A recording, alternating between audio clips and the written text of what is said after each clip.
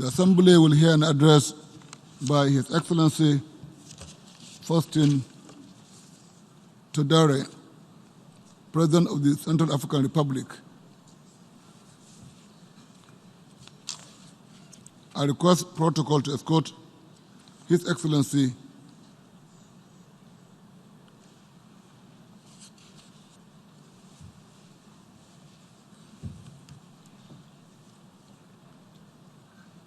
on behalf of the General Assembly. I have the honor to welcome to the United Nations, His Excellency President Faustin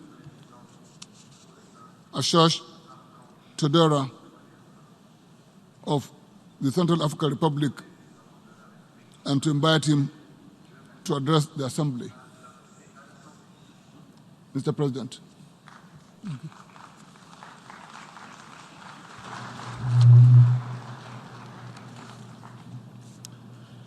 Monsieur le Président, Mr. President of the 74th session of the United Nations General Assembly, Excellencies, ladies and gentlemen, heads of state and government, distinguished delegates, ladies and gentlemen,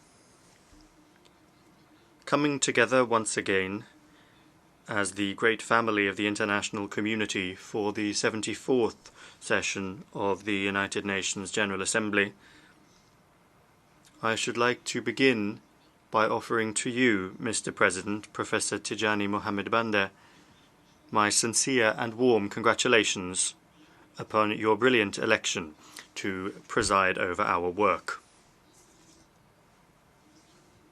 Your election is the symbol of the well-deserved honour and tribute paid to the entire African continent, and in particular to the Federal Republic of Nigeria, your country. I remain convinced that your consummate command of the international arena, as well as your exceptional personal qualities, constitute an asset and a guarantee of the success of our work.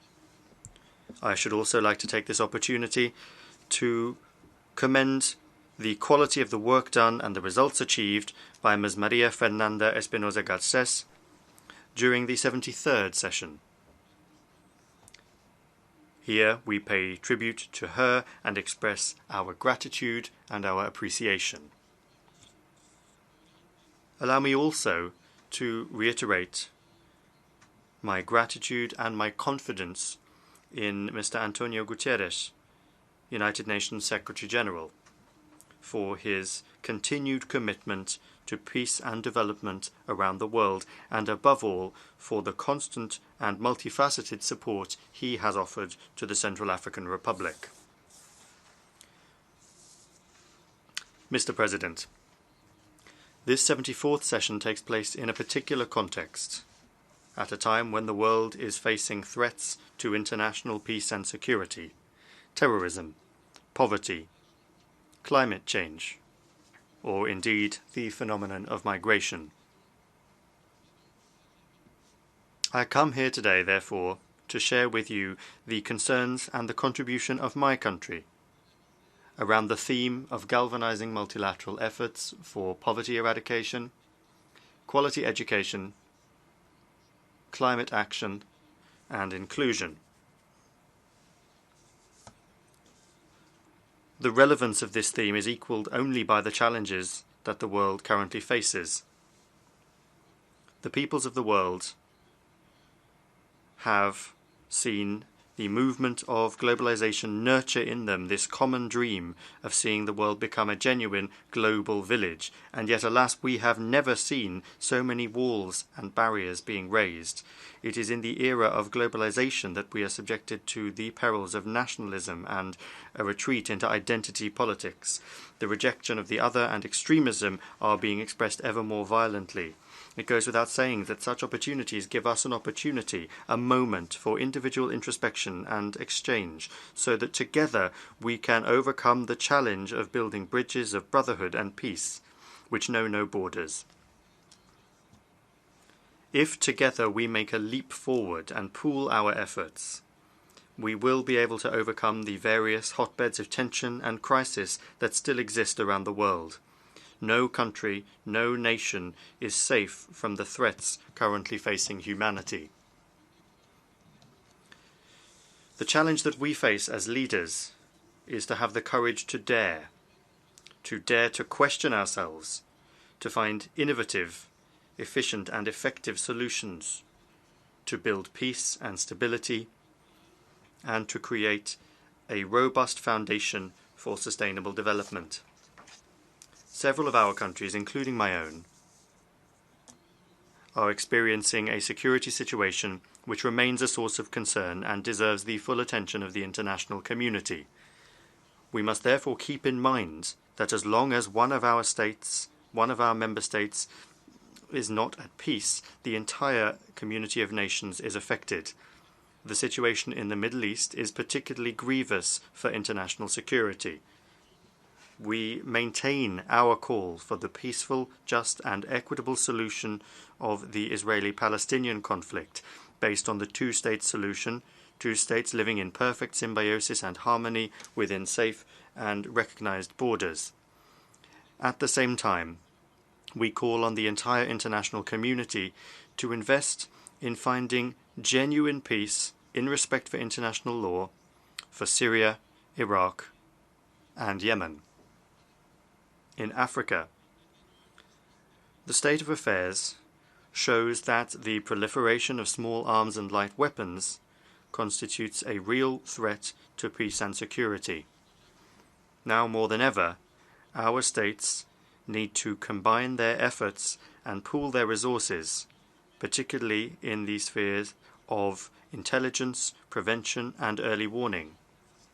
The example of the ECOWAS-ECAS Joint Summit in Lomé in July 2018 should inspire further concerted and coordinated action at a time when the spread of small arms and light weapons is defying national borders. The resulting situations of insecurity remind us that the effective implementation of the Arms Trade Treaty would tangibly reduce this threat facing our continent. In this respect, the Central African Republic firmly supports the actions undertaken by our organization under the leadership of the Security Council to achieve general and complete disarmament of our planet, both when it comes to weapons of mass destruction and also conventional weapons. Mr. President, while development requires a minimum level of peace, it is also true that peace cannot prosper in the enclaves of abject poverty and insecurity that offer a distressing picture for all the world to see. Beyond words that confirm our good intentions, let us drive a virtuous momentum of poverty eradication through concrete and strong action. This action should help us to come up with new forms of social protection for all. This action needs to contribute to generating wealth, the equitable distribution of which, with the aim of a common subsistence minimum, is among those factors that help avoid conflicts. And it is here that, along the same lines as the deep-rooted aspirations of my people, I committed my government to producing the plan for the recovery and peace building in Central Africa, which takes into account the main thrusts of the 2030 Sustainable Development Agenda, as well as those of the 2063 Agenda of the African Union. Challenges linked to the transformation both of the world and of our countries requires our populations having the tools that they need so that they can remain active players in an ever-changing world. In order to do this, in the wake of national reconstruction, my country intends to invest in education that combines quality with the efficient use of resources. Investing in pupils, but also investing in teachers, that is what we intend to do. And in my country, which is emerging from crisis, all of our efforts should be focused on the opportunities that are offered by new technologies. What's more, we want to open up an international discussion on the subject of education, so that we can avoid a number of traps, such as education programs for all, which end up simply being nothing more than literacy classes when the resources don't follow those programs to support good quality education.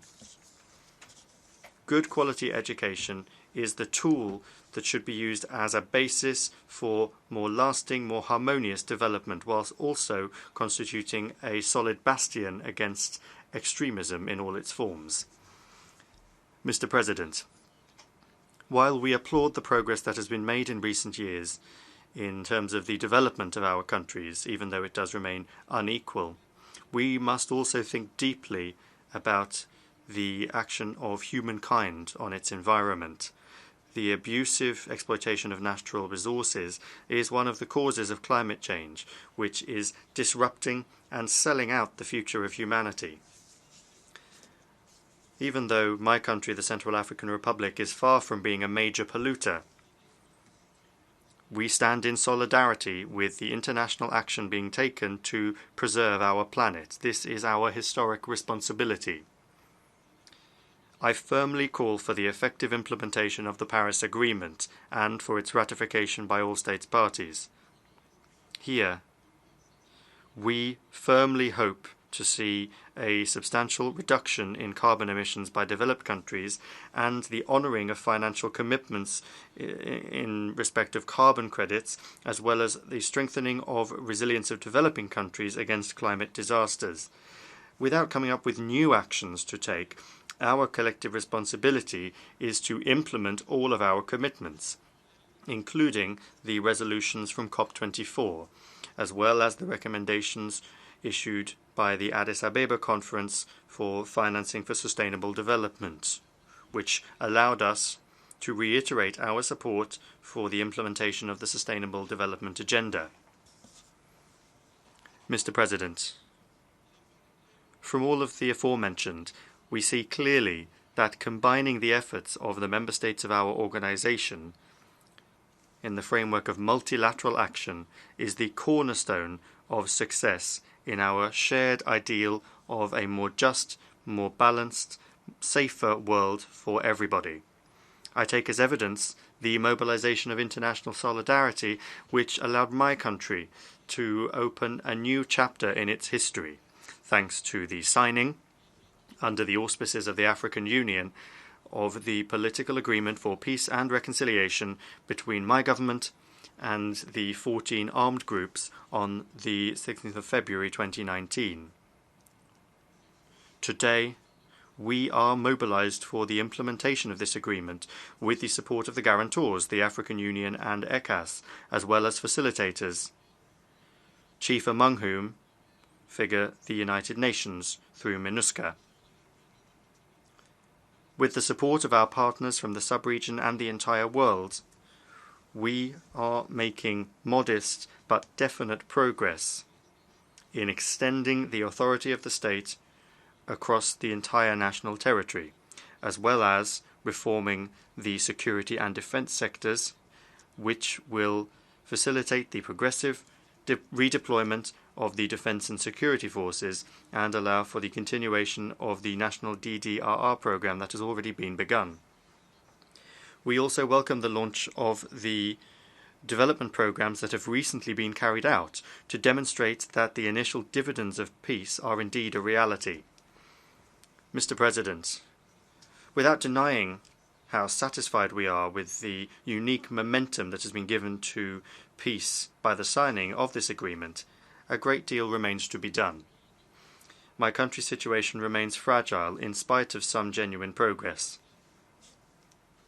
Armed groups continue to be supplied with weapons and ammunition through illicit routes. They are committing mass and repeated violations of international humanitarian law and human rights law.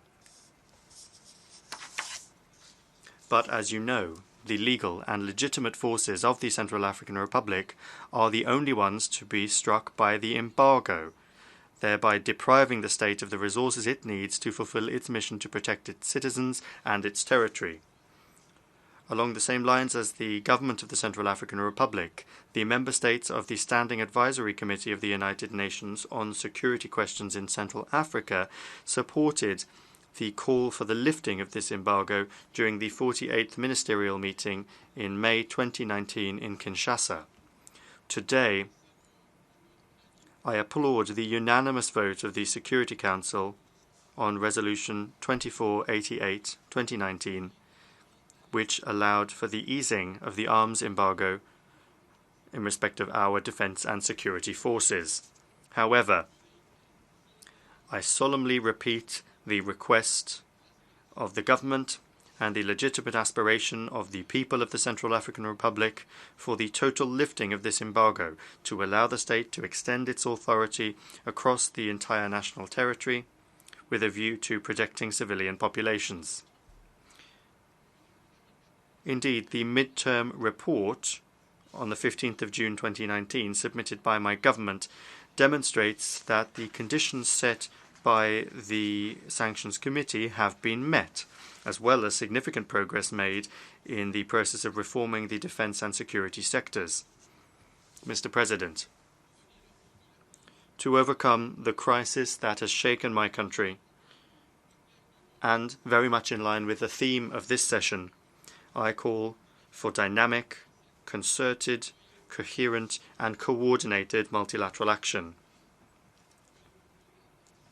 I express the hope that the international community will remain mobilized alongside the people and government of the Central African Republic and will continue to support them for the recovery of my country. Thank you.